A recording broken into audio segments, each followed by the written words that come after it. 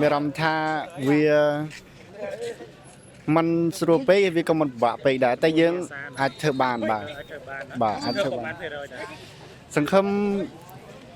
60ទៅ70%អីដែរហើយចង់អរគុណគាត់ដែរគាត់ខិតខំរលុយដើម្បីឲ្យខ្ញុំទៅរៀនហើយនឹងគាត់ខំជូនខ្ញុំមកប្រឡងខំរៀបចំម្ហូបអាហារទៅញ៉ាំហើយខ្ញុំក៏អរគុណគាត់ដែលគាត់តែមើលថែខ្ញុំរហូតមកអញ្ចឹងខ្ញុំចង់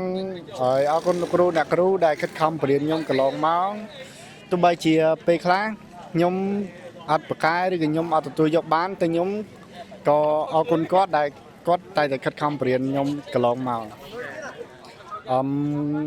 បើតាមខ្ញុំគិតប្រហែលជាចង់រៀនខាងវិទ្យាសាស្ត្រកុំព្យូទ័រចា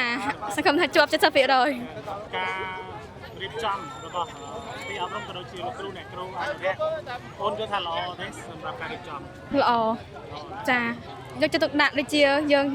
ជ្រុះអីយើងគាត់ជួយរើសបន្ទាត់រើសអីឲ្យយើងអញ្ចឹងចាពេលប្រឡងថាបញ្ចប់ពីការប្រឡងហើយទៅថ្ងៃអនាគតអូនចង់រៀនជំនាញខាងជំនាញគណនេយ្យ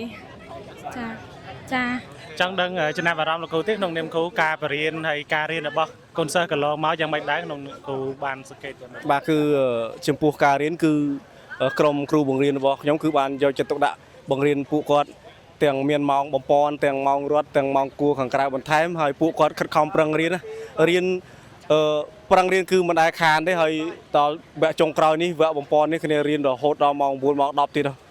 ពេលខ្លះម៉ោង11ហើយមកដូចជាក់ស្ដែងខ្ញុំជូនមកគឺត្រៀមលក្ខណៈបានល្អណាស់ពួកគាត់បាទងើបរៀនពីព្រឹកមកទៀតដើម្បីត្រៀមការប្រឡងហើយតកតងនឹងការប្រឡងរបស់គាត់ឃើញថាគាត់ធ្វើបានច្រើនបាទចាក្នុងនាមគ្រូគឺមានអីសប្បាយចិត្តបាទខ្ញុំសប្បាយចិត្តណាស់បាទសប្បាយចិត្តបាទដល់ឃើញកូនខ្លួនឯងហើយនិងកូនសិស្សគាត់បានខំប្រឹងរៀនហើយគាត់បានធ្វើ